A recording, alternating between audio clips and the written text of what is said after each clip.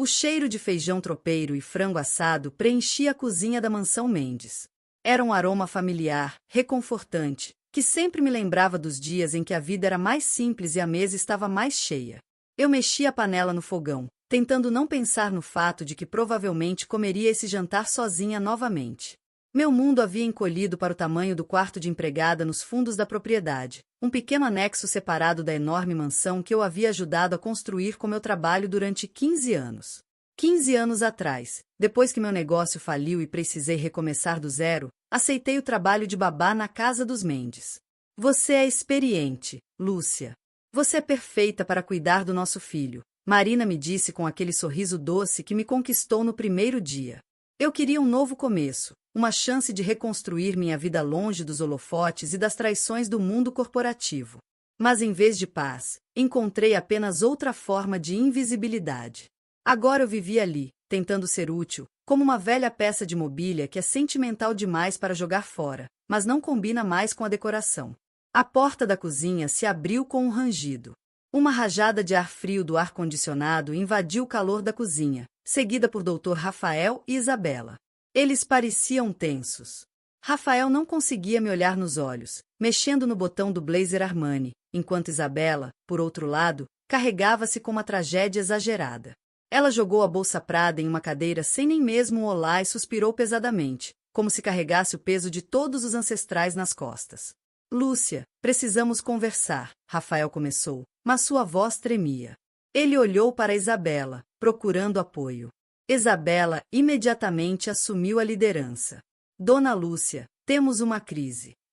Sua voz pingava mel, carregando aquela nota falsa de preocupação que sempre fazia minha mandíbula apertar. Lembra que conversamos sobre o telhado? Aquele vazamento na ala leste. Eu assenti. Claro que me lembrava. Uma semana atrás, eu havia retirado R$ 15.000 da minha conta poupança, quase tudo que me restava do meu fundo de emergência, e dei a eles. Disseram que os reparos eram urgentes, caso contrário esta casa onde eu trabalhava, começaria a apodrecer. Bem, Isabela fez uma pausa, dramaticamente, pressionando a palma da mão contra o peito. O orçamento subiu. Os empreiteiros abriram o teto e a mofo preto.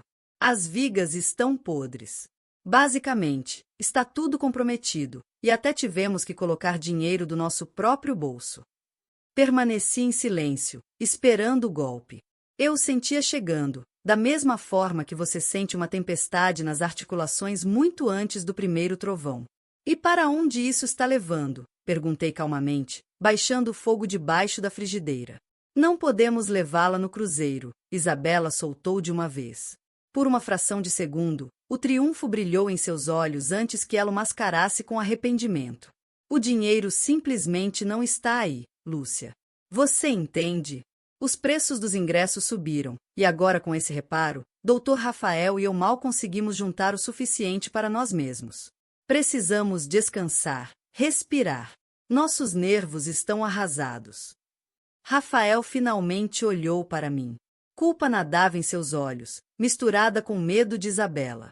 Sinto muito, Lúcia, ele murmurou. É melhor você ficar aqui. Pode ficar de olho nos trabalhadores, cuidar do jardim, e nós. Bem, vamos trazer uma lembrança para você. Sim, cuidar da casa, Isabela completou, seus lábios curvados em um beicinho triste e magoado. Alguém tem que manter a ordem enquanto economizamos nesta viagem.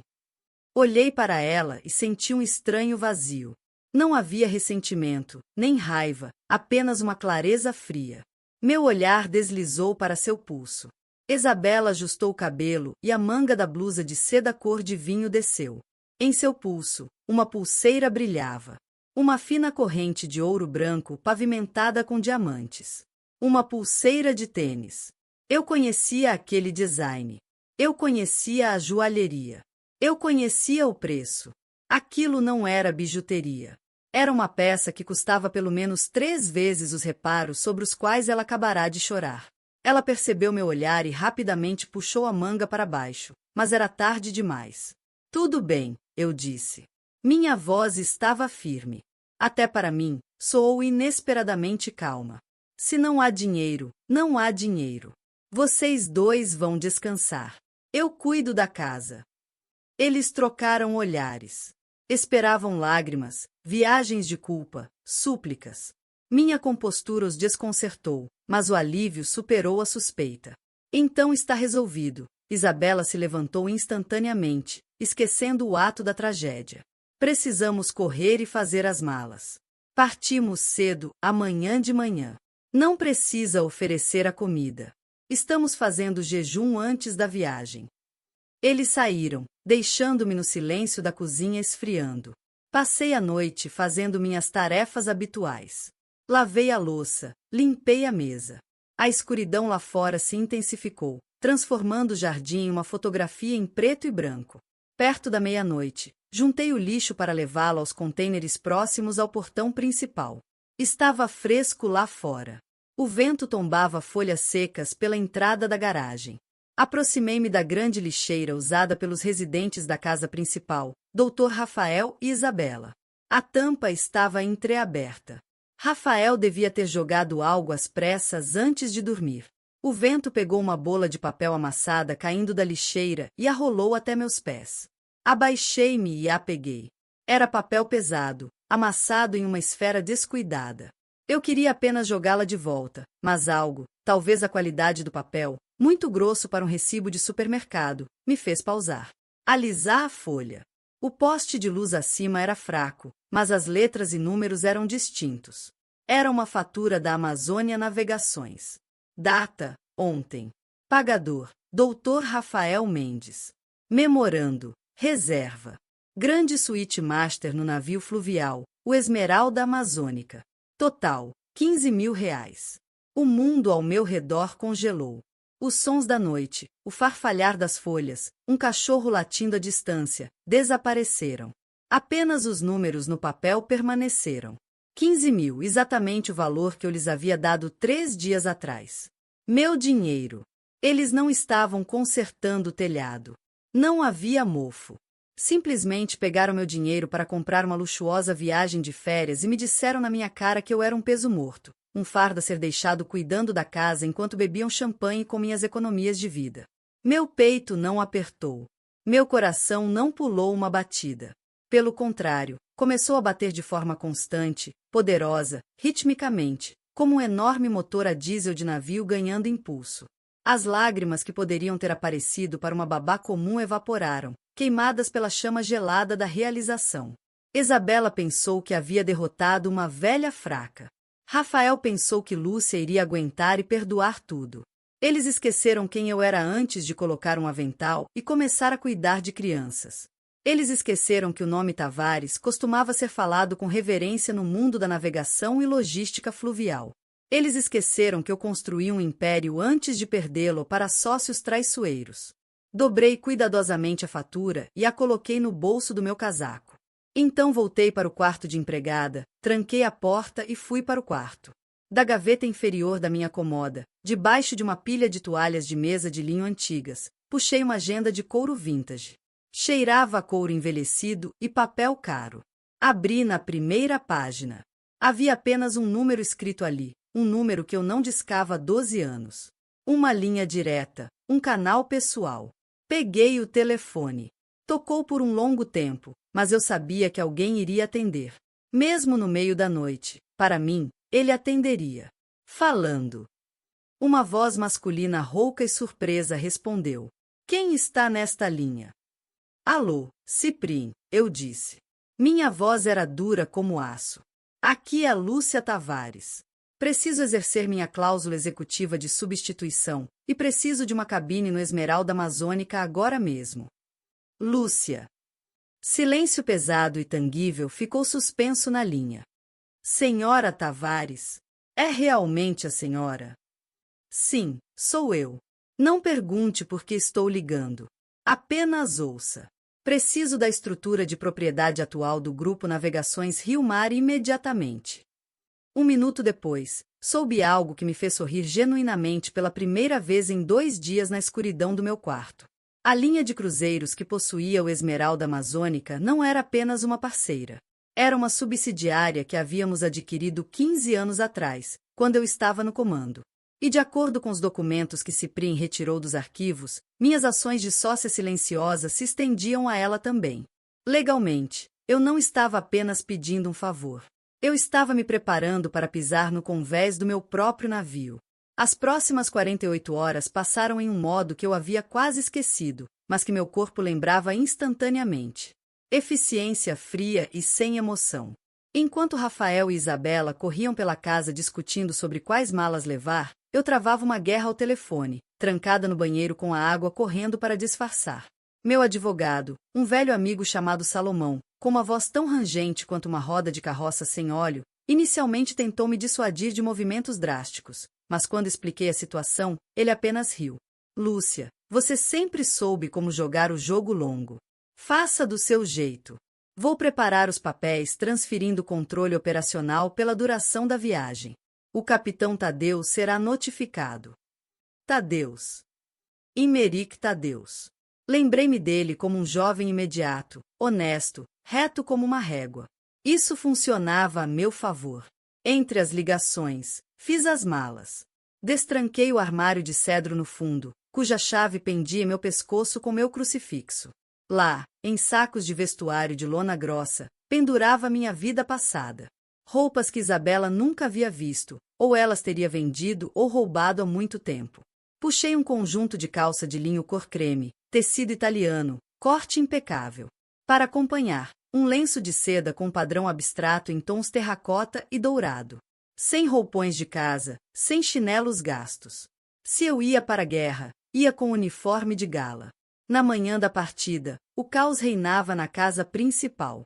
Isabela estava gritando com Rafael sobre uma bolsa de maquiagem esquecida. Rafael corria de olhos arregalados, tentando enfiar mais uma mochila no porta-malas do SUV. Saí para a varanda no meu casaco cinza comum, escondendo minha nova roupa por baixo. Nas mãos, segurava uma velha bolsa de viagem surrada, um disfarce. Rafael, chamei. Ele se assustou, quase derrubando um nécessaire. Lúcia, o que é agora? Estamos atrasados, ele latiu, enxugando o suor da testa. Eu queria dizer que não vou ficar em casa, eu disse calmamente. Vou para a casa da irmã Alta. Sua ciática está piorando. Ela pediu ajuda. Volto em uma semana, quando vocês retornarem. Isabela se debruçou pela janela do carro, já usando óculos escuros. Alta, perfeito, ela jogou, nem mesmo escondendo sua alegria. Menos eletricidade desperdiçada. Deixe as chaves com o vizinho. Certo, estamos indo. Rafael, entre logo. Eles nem me abraçaram. Rafael acenou com a mão, pulou atrás do volante, e o carro arrancou em direção ao portão, pneus guinchando. Observei-os partir até que as luzes traseiras vermelhas desaparecessem na curva. Boa viagem, sussurrei para o vazio. Exatamente 30 minutos depois, um sedã preto alongado parou no meu portão, cascalho estalando suavemente. Um motorista de boné saiu, abriu a porta para mim e curvou a cabeça respeitosamente. Senhora Tavares, estamos prontos. O capitão Tadeus está esperando pela senhora. Deslizei para o couro macio do banco traseiro. O casaco cinza caiu no chão. Coloquei óculos escuros, ajustei o lenço de seda no pescoço e olhei para o retrovisor. Olhando de volta não estava uma pensionista que poderia ser enganada e abandonada. Olhando de volta estava a chefe. A viagem até o porto em Manaus levou 1 hora. Nos movemos rápido, com confiança, ignorando o trânsito graças ao passe especial no para-brisa. Quando chegamos ao terminal fluvial, vi exatamente o que esperava. A fila de embarque era enorme. As pessoas estavam empurrando. Crianças choravam. Alguém estava discutindo com a segurança. Calor, umidade, cheiro de gases de escape. Meu motorista não entrou na fila geral. O carro contornou suavemente a multidão e se dirigiu para um portão fechado marcado entrada de serviço, pessoal autorizado apenas. O guarda, vendo a placa, instantaneamente apertou um botão e a barreira subiu. Dirigimos direto para o cais, onde o asfalto se transformava em concreto até a passarela.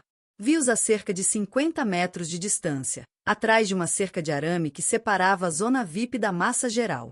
Rafael, suando profusamente, arrastava 2 malas enormes, tentando empurrar até o balcão de check-in. Isabela estava por perto, acenando com as mãos e gritando com o carregador, que parecia estar ignorando sua histeria. Eles pareciam patéticos em sua pretensão de luxo paga com dinheiro roubado. O motorista abriu a porta. Pisei no cais de concreto. O vento do Rio Negro atingiu meu rosto, úmido, pesado, cheirando a liberdade e limo de rio. 2 jovens tripulantes em uniformes brancos impecáveis imediatamente correram até mim. Senhora Tavares, um deles disse, pegando minha pequena bolsa como se fosse uma relíquia real, bem-vinda a bordo.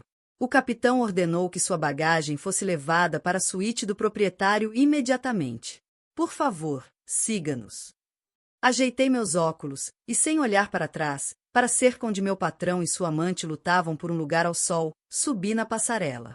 Eles estavam ocupados demais com seu pequeno escândalo para notar como a sombra da minha limusine caía sobre seus sonhos.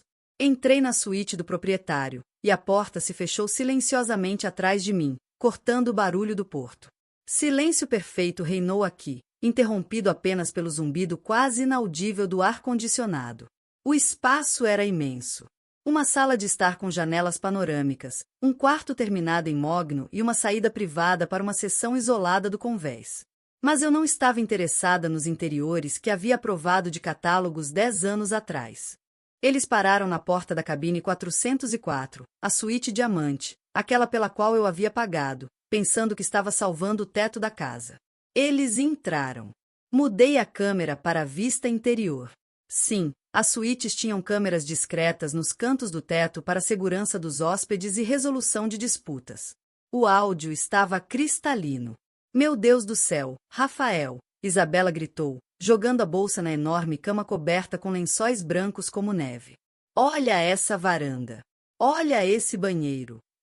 Ela girou pelo quarto. Seu vestido rosa era um borrão brilhante contra as paredes cor creme. Rafael, enxugando suor, se jogou em uma poltrona e se espalhou em um sorriso satisfeito. Então, valeu a pena? Ele perguntou, olhando para Isabela com adoração. Pode apostar que sim. Isabela correu para a mesa, onde uma garrafa de champanhe de boas-vindas esperava em um balde de gelo. Abra rápido. Precisamos celebrar o início da nossa liberdade. O estalo da rolha soou seco, como um tiro através dos alto-falantes na minha cabine. Rafael derramou o vinho espumante em taças altas. Espuma transbordou, pingando no tapete, mas eles não se importaram. Para nós, Isabela proclamou, erguendo sua taça. E para finalmente escapar daquela cripta. Eles brindaram. Rafael tomou um grande gole e riu. Escuta, me senti um pouco estranho quando saímos.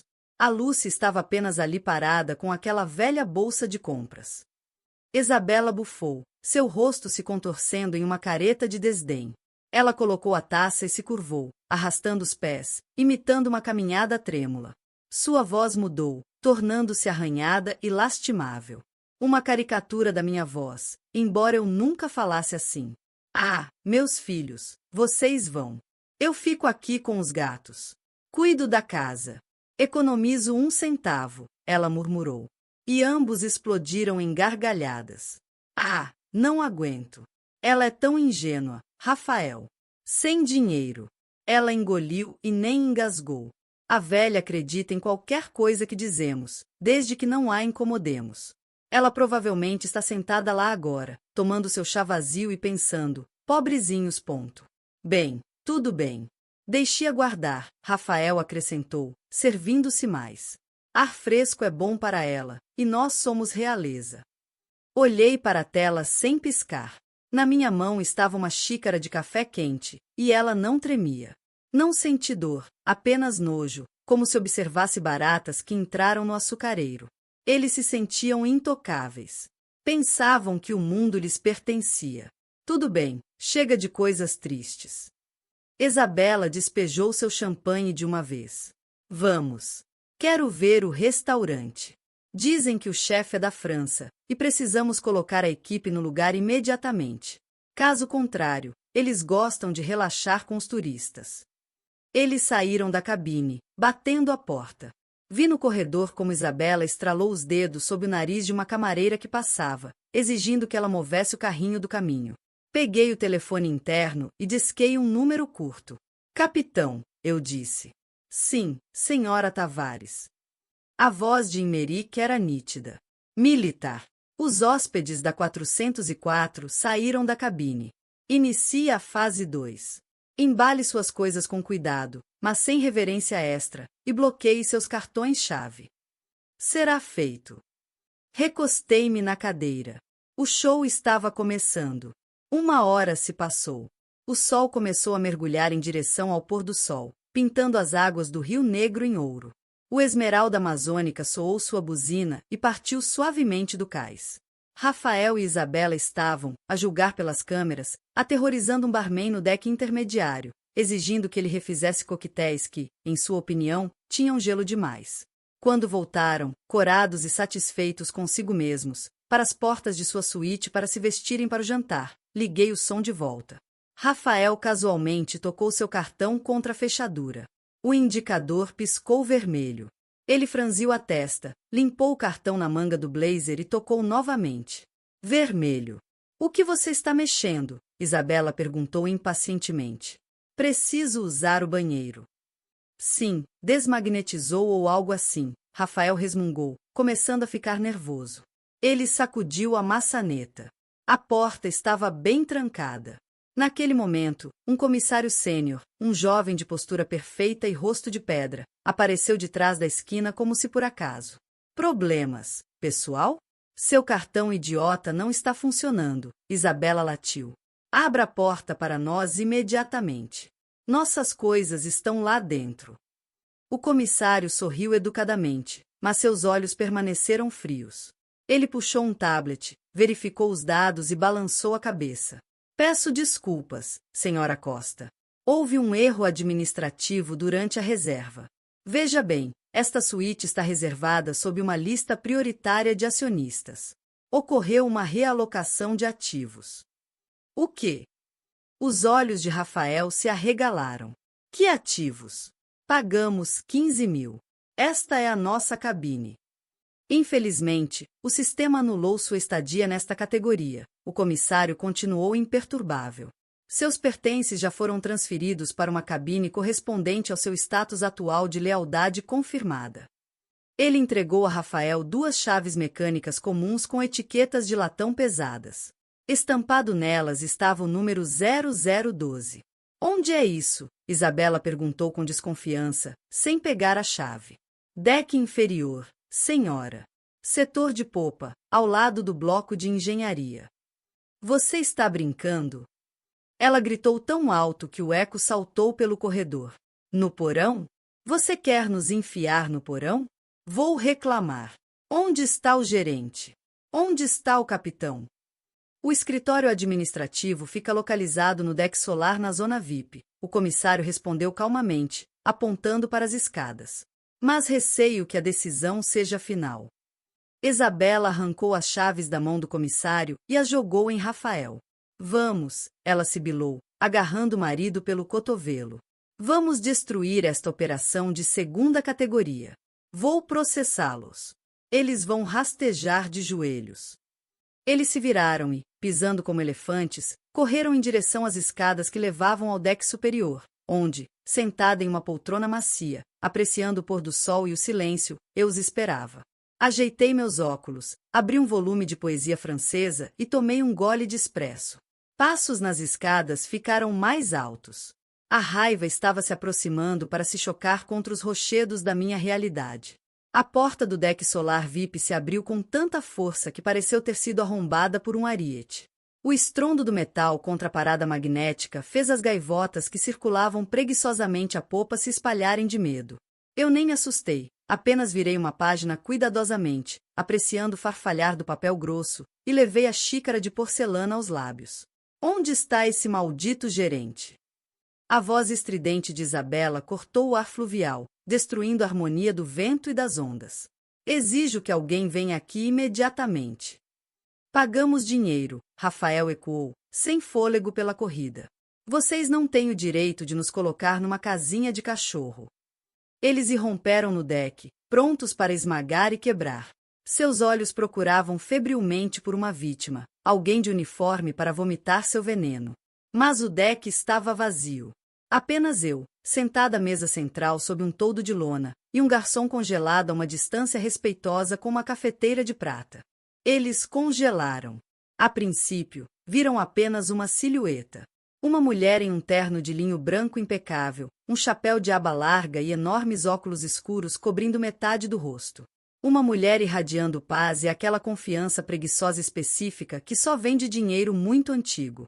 Isabela deu um passo à frente, abrindo a boca para continuar gritando, mas as palavras ficaram presas em sua garganta. Ela semicerrou os olhos. Eu lentamente removi meus óculos e olhei para eles.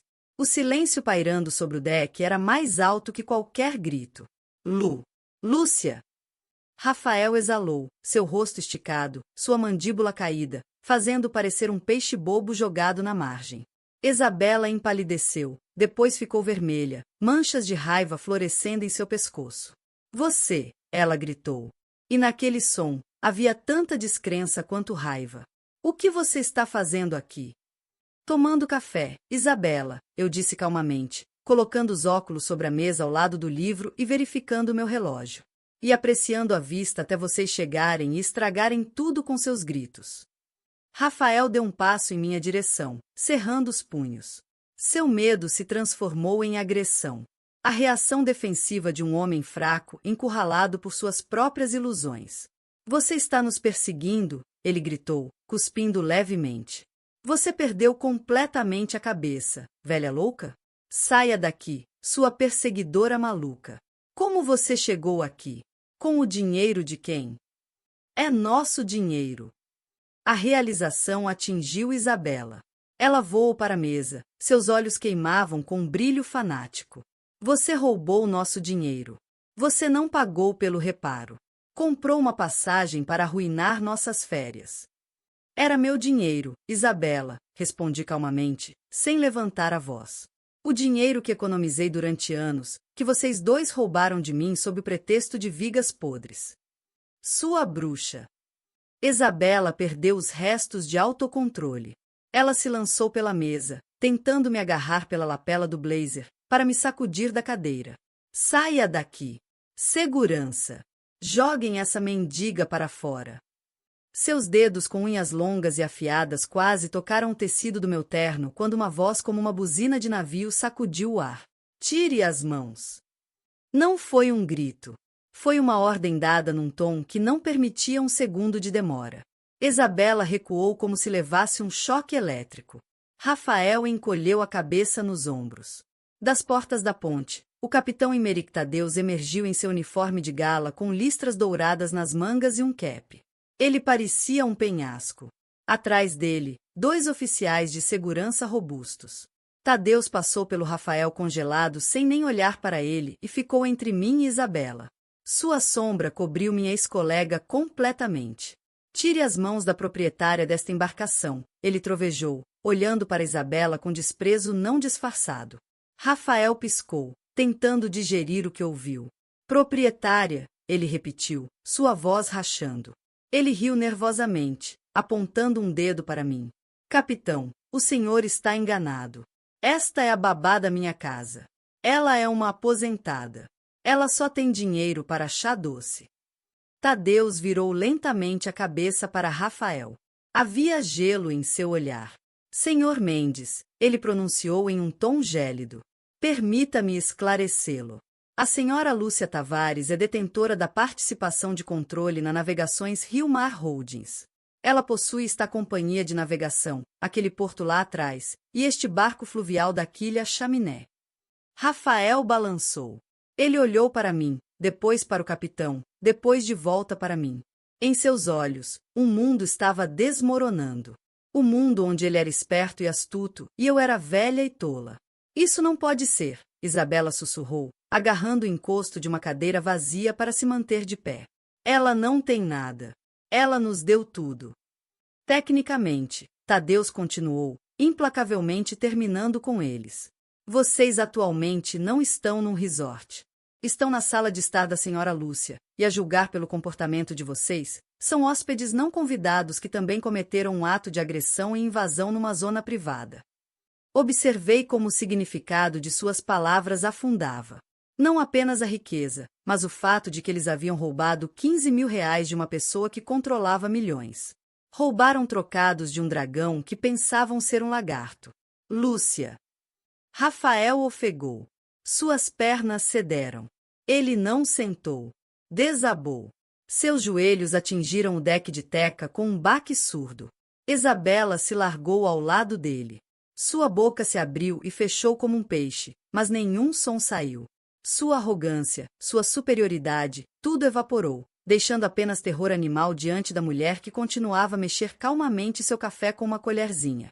Emeric, eu disse calmamente, sem olhar para o casal acocorado. O café está esfriando. Sente-se. Precisamos discutir a rota. Joguei calmamente, voltando à minha xícara. Tire-os da minha vista. A segurança os levantou pelos braços como sacos de areia. Rafael ainda estava murmurando algo. Seus pés arrastavam pelo deck enquanto Isabela, ao contrário, havia ficado entorpecida, transformando-se numa estátua de horror e perplexidade. Eles não foram expulsos do navio. Ainda não. Emeric conhecia minhas intenções sem palavras. Para eles, uma tortura especial foi preparada. Incerteza num espaço confinado. Foram levados para a cabine 012. Eu conhecia aquela cabine. Ficava diretamente acima do eixo da hélice. Não havia vigias, e a vibração do motor era tal que um copo d'água no criado mudo constantemente caminhava pela superfície. O lugar perfeito para a reflexão. O dia todo não fiz um som. Deixei-os cozinharem seu próprio suco, no medo e na conjectura. Imaginei Isabela andando de parede a parede naquela caixa apertada, sibilando para Rafael, tentando inventar uma desculpa. Foi um empréstimo. Íamos pagar de volta. Ela é uma mãe. Ela vai perdoar. Com certeza ela continuou repetindo. Eles esperavam que meu coração maternal, que eles haviam pisoteado por tantos anos, mostrasse fraqueza novamente. Às 8 da noite, enviei um comissário até eles. Ele entregou um envelope de papel creme grosso com relevo dourado. Um convite para jantar. Sala de jantar privada, o Romanov. 20h30. Cheguei cedo. A sala era pequena, íntima, projetada para negociações comerciais de alto nível. Paredes revestidas de carvalho, iluminação suave de arandelas, cortinas de veludo pesado cor de esmeralda escuro. Sentei-me à cabeceira da mesa. Diante de mim estava um prato de truta assada e uma taça de Riesling seco. Exatamente às 20h30, as portas se abriram. Eles entraram hesitantes. Isabela tinha conseguido trocar de roupa para um vestido preto de coquetel. Aparentemente, decidiu que uma aparência de luto marcaria pontos de piedade. Rafael estava no mesmo blazer, amarrotado e patético. Eles pareciam crianças em idade escolar chamadas ao gabinete do diretor, mas a esperança ainda tremeluzia em seus olhos. Esperança de que eu tinha jogado de chefe e agora faríamos as pazes. Lúcia, Rafael começou, dando um passo cauteloso em direção à mesa. Estamos tão felizes que podemos conversar calmamente. Sentem-se. Apontei para as duas cadeiras à minha frente. Eles sentaram. Isabela imediatamente colou um sorriso no rosto, embora os cantos de seus lábios tremessem. Lúcia, ela arrulhou, nervosamente, rasgando um guardanapo. Que mal-entendido terrível hoje. Ficamos tão chocados. Você entende? Nervos, essa reforma. Só queríamos o melhor. Só não queríamos preocupá-la com nossos problemas. Continuei silenciosamente cortando um pedaço de peixe. O tilintar dos talheres contra a porcelana era o único som na sala. Eles esperavam cardápios, esperavam garçons, esperavam vinho, mas a mesa diante deles estava vazia. Sem garfos, sem copos, apenas madeira polida e uma pasta grossa de papelão cinza deitada no centro. Onde está? Rafael olhou ao redor confuso. Vocês não serão servidos no jantar. Larguei meu garfo, toquei meus lábios com o guardanapo e olhei para meu ex-patrão. Não havia calor naquele olhar, apenas cansaço. Vocês comeram, Rafael? Vocês têm comido às minhas custas nos últimos 5 anos. Acho que estão cheios até a garganta. Do que você está falando? Ele tentou fingir incompreensão, mas seus olhos correram para a pasta. Estendi a mão e devagar, com um arranhar silencioso, empurrei a pasta em direção a eles pela mesa. Abram. Rafael virou a capa com dedos trêmulos. Isabela esticou o pescoço, espiando os papéis. A primeira página era uma planilha. Números, colunas, datas, anotações de marcador vermelho. Isso não é uma conta de cruzeiro, eu disse, tomando um gole de vinho. Isso é uma auditoria contábil forense. Uma auditoria completa das minhas contas pessoais e das contas às quais dei acesso a vocês via procuração. Rafael empalideceu até se misturar com a toalha de mesa. Isabela engoliu convulsivamente. Acharam que eu não notaria? Minha voz era silenciosa, mas cada palavra caía como uma pedra. Recibo para medicação de hipertensão, R$ 400, mas retirado do cartão 1.500. Lúcia, os preços subiram. A farmácia está cara. Mas na realidade, a diferença foi para as manicures de Isabela. Virei a página na minha memória, conhecendo o documento de cor. Compras de supermercado. Vocês me trouxeram um saco de arroz e leite, mas descontaram 1.000 por semana como ajuda para mamãe. Vocês até pagaram gasolina para o SUV com meu cartão de aposentada. Lúcia, é um erro, meu ex-patrão ofegou, mas não ousou levantar os olhos. E agora o reparo do telhado, continuei implacavelmente. R$ 15.000. O clímax da ganância de vocês. Vocês não apenas roubaram esse dinheiro. Roubaram olhando nos meus olhos e contando histórias de fadas sobre vigas podres. Roubaram sabendo que eram minhas últimas economias para um dia chuvoso. Lúcia, escute, Isabela gritou, percebendo que a terra estava deslizando de sob seus pés. Foi um empréstimo. Queríamos devolver. Rafael está com problemas no trabalho. Nós só, basta. Bati minha palma na mesa. O som foi agudo e curto. Eles se encolheram. Eu não estava senil. Rafael, eu disse muito suavemente, e aquela suavidade os aterrorizou mais do que gritos. Fui paciente. Esperava que a consciência de vocês acordasse, que se lembrassem de quem comprou aquela casa em que vivem, quem pagou pela educação de vocês. Esperei que ficassem satisfeitos, mas vocês são insaciáveis. Fechei os olhos por um segundo, despedindo-me da ilusão de família que havia tentado preservar. Minha paciência terminou ontem quando encontrei aquela fatura na lixeira. Assenti para a pasta. Verifiquem a última página. Notificação bancária. 1 hora atrás, revoquei todas as procurações. Seus cartões vinculados às minhas contas estão bloqueados. Contas conjuntas congeladas pendentes investigação de peculato. Peculato? Rafael olhou para mim, olhos cheios de horror. Lúcia, você está apresentando queixa? Seus cartões pessoais estão atualmente no vermelho, continuei, ignorando sua pergunta. Limites de crédito anulados por minha ordem como proprietária do banco parceiro. Vocês não têm um centavo, nem mesmo para uma garrafa de água. Isabela se levantou, derrubando a cadeira. Você não pode fazer isso. Nós somos sua família. Estamos aqui no meio do rio. Como vamos viver? Como vocês viveriam sem mim? Respondi calmamente, humildemente e silenciosamente. Pressionei o botão para chamar a equipe. O jantar está concluído. Vocês estão dispensados. Vão para a cabine. Precisam dormir. Amanhã será um dia difícil para vocês. As portas se abriram e a figura do chefe de segurança apareceu na moldura. Rafael e Isabela, curvando-se, arrastaram-se para a saída, apertando a pasta de evidências de sua vergonha contra os peitos. Caminharam para a escuridão dos decks inferiores, e eu permaneci na luz das lâmpadas, sozinha, com peixe frio e o gosto amargo de vitória, que tinha sabor de cinzas. A manhã do dia seguinte me encontrou com névoa grossa e leitosa rolando sobre a água. Sentei-me no solário no deck superior, uma varanda envidraçada onde palmeiras e orquídeas cresciam, criando a ilusão de um paraíso tropical no meio do outono amazônico. Nas minhas mãos estava uma xícara de chá de ervas e um cobertor xadrez repousava nos meus joelhos. Era silencioso aqui, mas o silêncio era enganoso. Eu sabia que vários decks abaixo, na cabine apertada 012, onde a vibração do hélice chacoalhava ossos, uma tempestade estava se formando.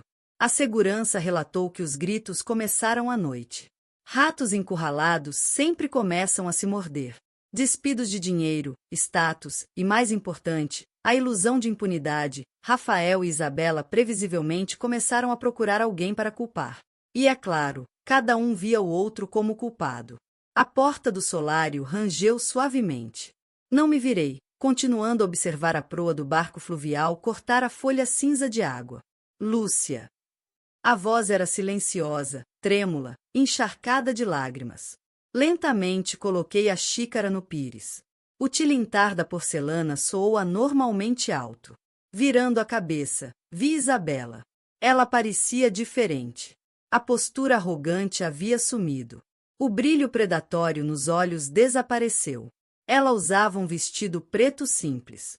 Seu cabelo estava desarrumadamente reunido num coque, e seu rosto estava sem maquiagem, o que apenas destacava seus olhos vermelhos e inchados.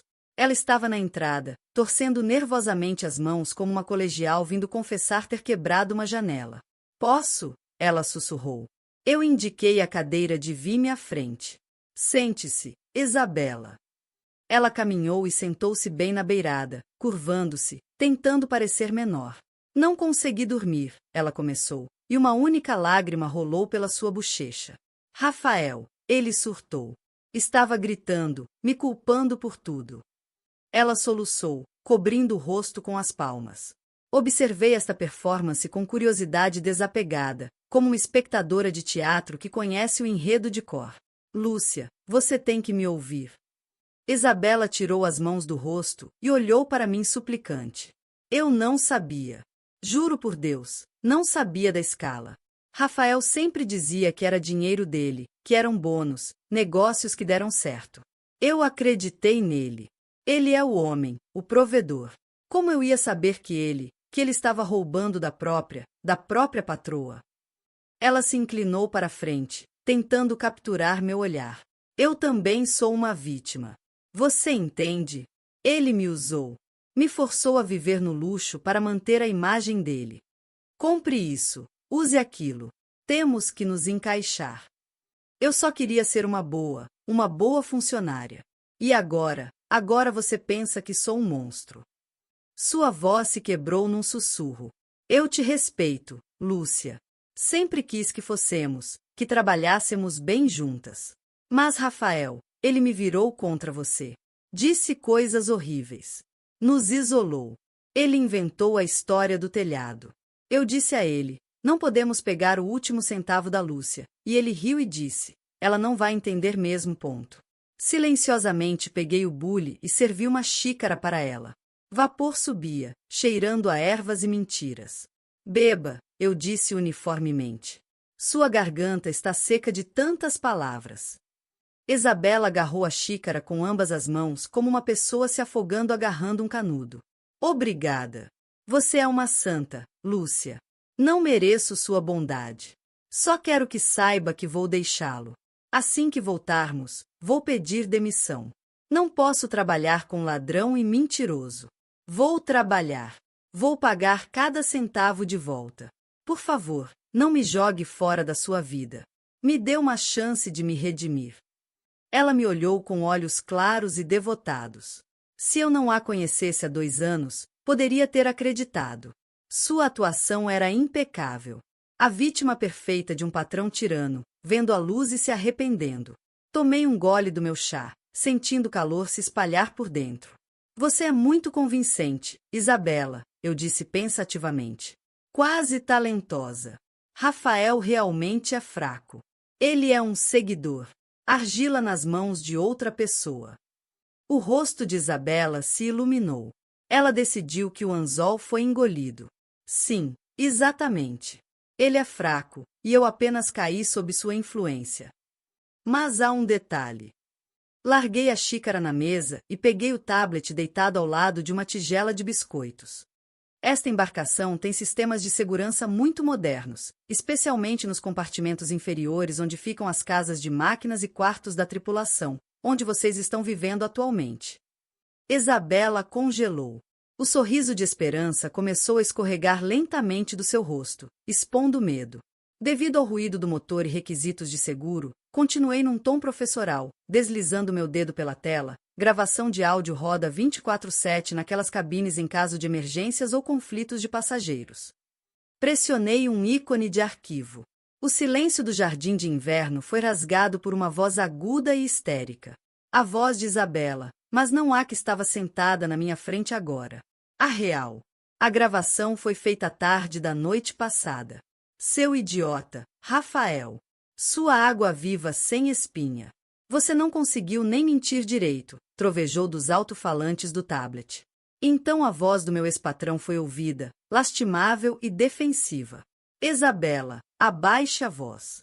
Eles podem nos ouvir. Estou pouco me lixando. Isabela gritou na gravação. Deixe-os ouvir. Assim que sairmos em terra, vou encontrar advogados. Vamos declarar ela incompetente. Ela claramente tem demência senil. Se ela pensa que é alguma magnata de negócios, vamos despejar aquela velha vaca num asilo estadual, o mais barato, onde vão quebrar ela rapidamente, e vamos vender a casa.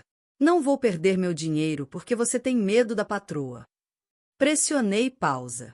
As últimas palavras, velha vaca, pairaram no ar, refletindo-se das paredes de vidro da estufa. Isabela ficou branca. O sangue drenou do seu rosto tão rapidamente que parecia que ia desmaiar. Sua boca se abriu, mas ela não conseguia fazer um som. Todas as suas palavras sobre respeito, sacrifício e Rafael monstro se esfarelaram em pó num segundo. Olhei para ela sem raiva, apenas com fadiga infinita. Asilo? Perguntei calmamente. Estadual, o mais barato. Isabela começou a sacudir a cabeça, recuando junto com a cadeira. As pernas da cadeira guincharam contra o chão. Isso eram emoções. Eu não quis dizer. Eu só. Você nunca quis uma patroa respeitada, Isabela, interrompi, fechando a tampa do tablet. Você não queria um ambiente de trabalho saudável. Você me via apenas como uma carteira em pernas que por alguma razão estava vivendo tempo demais. Levantei-me. Isabela se pressionou na cadeira como se esperasse um golpe. Patrocínio cancelado, declarei. Vá para seu cúmplice. Aproveitem a companhia um do outro. Vocês não têm muito tempo até a chegada. Virei-me e caminhei até a janela, deixando claro que a audiência havia terminado. Atrás das minhas costas, ouvi respiração pesada, um soluço e então passos apressados e arrastados de uma pessoa fugindo. Lá fora do vidro, floresta dourada flutuava, mas eu só via o reflexo do meu próprio rosto, severo, calmo e finalmente livre. Não passou mais de 1 hora após a conversa no solário quando o silêncio da minha biblioteca privada foi quebrado pelo barulho de uma luta e respiração pesada. Eu estava sentada numa profunda poltrona de couro revisando relatórios de carga do último trimestre quando as portas se abriram, quase voando das dobradiças. Uma estranha procissão apareceu na entrada. Na frente, literalmente arrastando um homem de jaleco branco pela manga, corria Isabela. Seu rosto, recentemente banhado em lágrimas e lastimável, agora estava torcido numa careta de determinação insana. Atrás dela, tropeçando e olhando ao redor selvagemente, seguia Rafael. Aqui, doutor. Mais rápido! Isabela gritou, puxando o médico com tanta força que o jaleco do pobre homem quase rasgou. Ela está aqui. Ela é perigosa para si mesma e para os outros. O médico do navio, um homem na casa dos 50 anos com barba grisalha e olhos cansados, tentou liberar seu braço, mas o aperto da minha ex-colega era de ferro. Senhora, se acalme, ele tentou apelar para a razão dela. A senhora não pode invadir a zona VIP assim. Você não entende. Rafael interrompeu, ofegante. Ele correu em minha direção, mas parou a alguns metros de distância, como se tivesse medo de que eu mordesse. Ela tem psicose aguda. Ela está delirando. Afirma que é dona deste navio.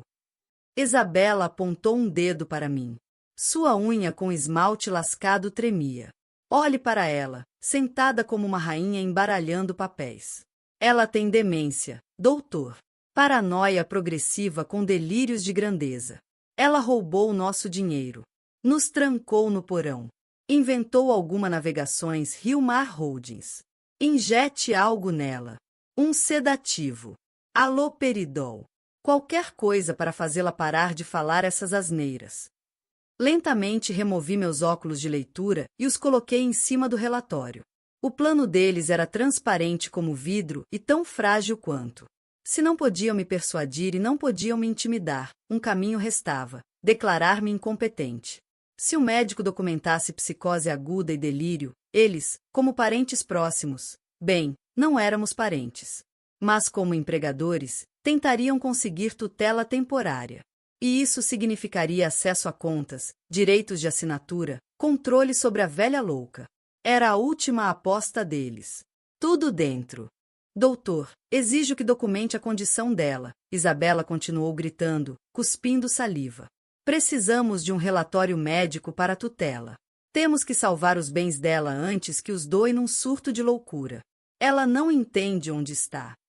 O médico finalmente arrancou sua manga das garras de Isabela.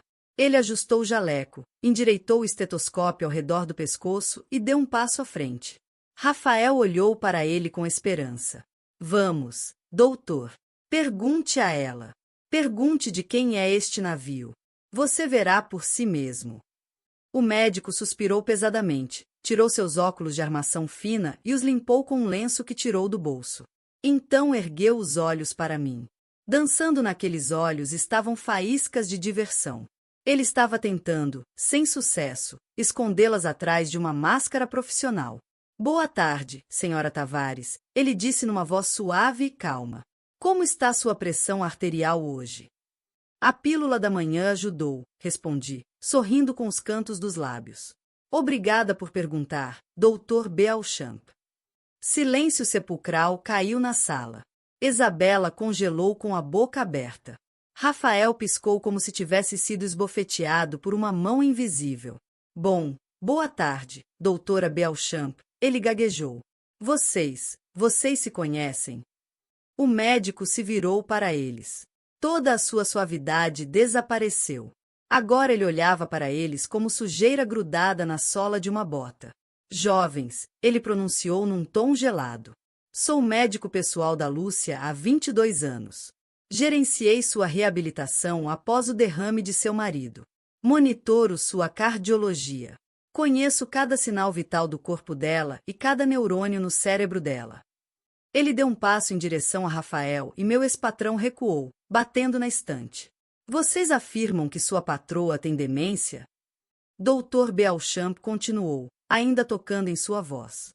Estranho. Sua última ressonância magnética mostrou que os vasos cerebrais dela estão em melhor condição que os de vocês dois, a julgar pela idiotice que encenaram aqui. A mente dela é mais clara que a de qualquer capitão neste rio. Mas a histeria de vocês sugere necessidade de avaliação psiquiátrica. Mas para vocês. Isabela agarrou a cabeça, deslizando pela moldura da porta. Mas não sabíamos, ela sussurrou. Como? Você? Não sabiam. Interrompi, sem me levantar da cadeira.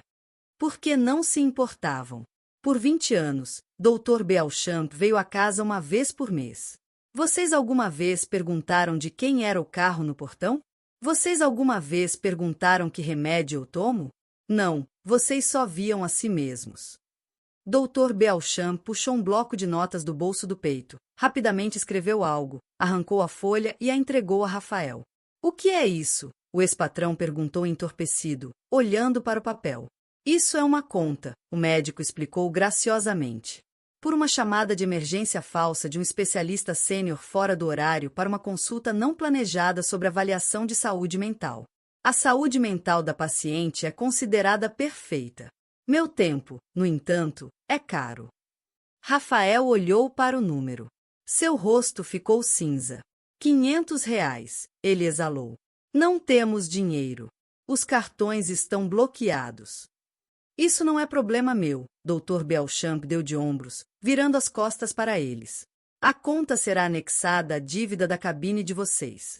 Se não pagarem antes da chegada ao porto, estarão explicando para a polícia em terra. Bom dia.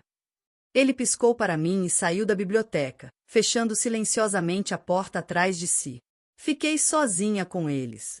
Duas figuras quebradas em meio ao luxo que tanto desejavam, mas que os havia rejeitado. Saiam, eu disse, colocando meus óculos de volta e retornando ao relatório. E fechem a porta do outro lado. Rafael puxou Isabela pela mão.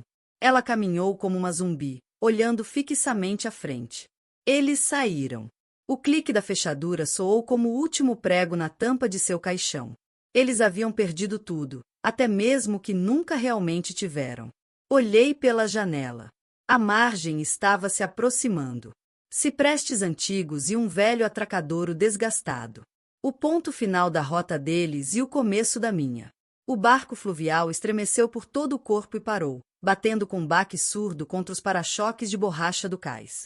O zumbido dos motores morreu, substituído pelo som do vento nos salgueiros e o grasnar dos corvos circulando sobre o dique deserto. Havíamos chegado à Ponta do Algodão, um atracadouro desolado mas assombrosamente belo no interior do Amazonas, a centenas de quilômetros da cidade principal mais próxima, por estradas quebradas. Fiquei na saída principal no deck inferior. Usava um casaco cor de camelo e aquele mesmo lenço de seda. Ao meu lado, braços cruzados sobre o peito, erguia-se o chefe de segurança. Rafael e Isabela apareceram no corredor 1 minuto depois. Eles pareciam patéticos.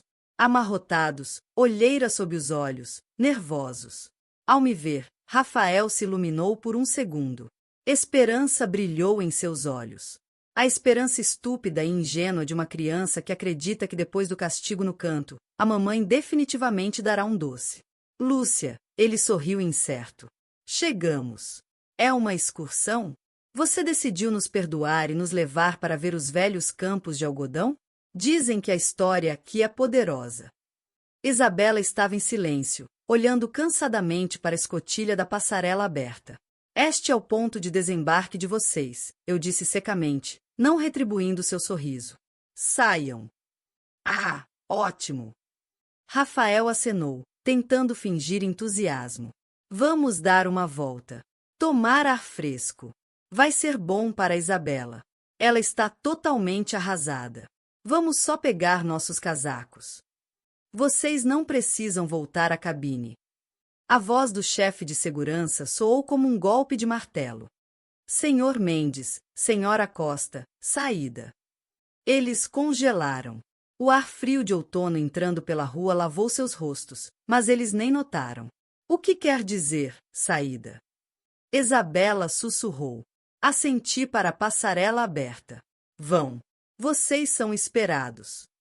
Cutucados pelo olhar pesado da segurança, eles pisaram na grelha metálica da passarela. Desceram lentamente, incertos, olhando para trás como se esperassem que eu risse e dissesse que era uma piada. Mas quando seus pés tocaram o concreto úmido e rachado do atracadouro, viram. Bem na frente deles, amontoadas desajeitadamente umas contra as outras, estavam suas malas. 4 enormes malas de plástico que haviam tão orgulhosamente arrastado a bordo em Manaus. Deitada ao lado delas estava uma pasta com a conta não paga do médico e o aviso de despejo. Rafael congelou. Ele olhou para as malas, depois para o dique vazio onde não havia táxis, nem ônibus, apenas um cachorro solitário farejando uma amarração. Então ele olhou para cima, onde eu estava apoiada na grade. Lúcia, ele gritou, sua voz quebrando num guincho. O que isso significa? Você está nos deixando aqui? Isabela agarrou a alça de uma mala como se fosse uma âncora. Você não tem o direito. Ela berrou, batendo o pé. Este é o meio do nada. Não temos dinheiro. Os cartões estão bloqueados. Como vamos chegar em casa? São 500 quilômetros. Olhei para baixo para eles. Desta altura, eles pareciam muito pequenos. Não predadores formidáveis envenenando minha vida, mas insetos mesquinhos e agitados. O vento chicoteou meu cabelo, mas não senti frio. Pela primeira vez em anos, senti calor. Vocês me disseram antes de sair, não há dinheiro. Fique em casa, ponto. Minha voz, amplificada pela acústica do rio, carregou sobre o atracadouro, afogando os corvos. Vocês disseram que não podiam pagar uma passagem para Babá. Fiz uma pausa para que cada palavra afundasse em suas consciências. Bem, agora vocês não têm dinheiro e não podem pagar para continuar esta viagem. Rafael correu para a passarela, mas os tripulantes já tinham começado a erguê-la. Metal se arrancou do concreto com um estrondo. Nos perdoe. Vamos pagar tudo de volta. Não nos deixe aqui. Vamos morrer. Vocês são jovens, saudáveis, respondi calmamente. Têm mãos e pés. Encontrem um trabalho ou peguem carona. Afinal, vocês sempre disseram que eram autossuficientes, que conseguiram tudo sozinhos. Aqui está sua chance de provar isso sem meu dinheiro. A passarela se trancou no lugar com um estrondo. Os motores do Esmeralda Amazônica rugiram, transformando a água escura em espuma. O barco fluvial começou a se afastar lentamente do cais. Pare! Pare! Sua velha bruxa! Isabela berrou, percebendo que súplicas eram inúteis. Ela jogou um sapato no navio, mas ele apenas expirou na água. Eu te amaldiçoo. Você vai morrer sozinha. Nem sequer pisquei. Seus gritos ficaram mais silenciosos, engolidos pela distância e pelo som da água. Vi-os parados no cais vazio, fustigado pelo vento. Duas figuras minúsculas com uma pilha de lixo inútil num lugar estranho, sem um centavo nos bolsos. Virei-me da margem. O passado ficou ali no concreto. Imeric se aproximou de mim. Ele tirou o cap e me olhou questionadoramente. Curso para Manaus, senhora Tavares? Retornando ao cronograma. Olhei para frente, onde o rio se alargava, desaparecendo no horizonte sem fim. O céu estava clareando e raios de sol estavam rompendo as nuvens. Não, capitão, eu disse, e os cantos dos meus lábios se contraíram. Que se dane o cronograma. Respirei fundo. O ar era doce. Tracei um curso ao norte, Imeric, até as cabeceiras, até o Alto Amazonas, perto da fronteira peruana. Ele ficou surpreso, mas uma faísca de aventura brilhou em seus olhos. São outras 2 semanas de navegação. O que esquecemos lá? Sempre sonhei em ver as vitórias régias quando florescem, respondi. Dizem que quando abrem suas pétalas brancas, parecem estrelas flutuando na água. Adiei isso por 30 anos. Primeiro trabalho, depois marido, depois patrões, depois crianças que nunca chegaram a me respeitar. Senti algo quente, enorme, esquecido subindo no meu peito. Chega de adiar. Não foi uma risadinha, não foi um sorriso irônico. Joguei minha cabeça para trás em direção ao céu e ri. Foi a risada da liberdade, uma risada alta, pura, sonora que voou sobre o Amazonas, assustando as gaivotas. Ri da minha antiga cegueira, da ganância deles, do absurdo da vida. Ri de felicidade. Eu tinha dinheiro. Eu tinha um navio. E eu tinha um rio inteiro de tempo pela frente. Minha vida não estava terminando. Estava apenas começando. As águas escuras do Rio Negro refletiam o céu que clareava. À distância, um boto cor-de-rosa saltou, seu corpo brilhando ao sol como uma promessa de algo novo, algo meu. Virei-me para Imeric. E capitão? Sim, senhora. Quando chegarmos ao Alto Amazonas, quero que você organize um jantar especial no deck principal. Para toda a tripulação. Vamos celebrar. Celebrar o quê, senhora Tavares? Sorri, olhando para o horizonte infinito. A liberdade, Imeric. Vamos celebrar a liberdade. 2 semanas depois, num pequeno jornal de Manaus, apareceu uma notícia curiosa na seção de crimes. Casal é preso por tentativa de fraude em Ponta do Algodão. Dr. Rafael Mendes e Isabela Costa foram detidos após tentarem se passar por proprietários de uma empresa de navegação para obter crédito em estabelecimento local. Segundo a polícia, o casal chegou ao vilarejo sem dinheiro e com passagens de cruzeiro vencidas, alegando ter sido vítima de roubo. Investigações revelaram histórico de peculato e apropriação indébita. Aguardam julgamento. Quando li aquela notícia, estava sentada no deck do Esmeralda Amazônica, sob um céu estrelado amazônico, com uma taça de vinho do Porto na mão e o som suave de uma flauta tocada por um dos tripulantes ao fundo. Dobrei o jornal cuidadosamente, coloquei-o de lado e olhei para as vitórias régias flutuando ao nosso redor como estrelas caídas do céu. A justiça, descobri, tem um sabor melhor quando servida com paciência. E a liberdade? A liberdade tem o sabor do vinho, do vento do rio e das vitórias régias florescendo sob a lua cheia. Você gostou da história? De qual cidade você está ouvindo? Vamos nos encontrar nos comentários. Se você gostou da história, pode me apoiar enviando um super thanks para que eu possa continuar trazendo mais histórias como esta. Muito obrigada pelo seu doce apoio. Estou ansiosa pelos seus comentários sobre a história.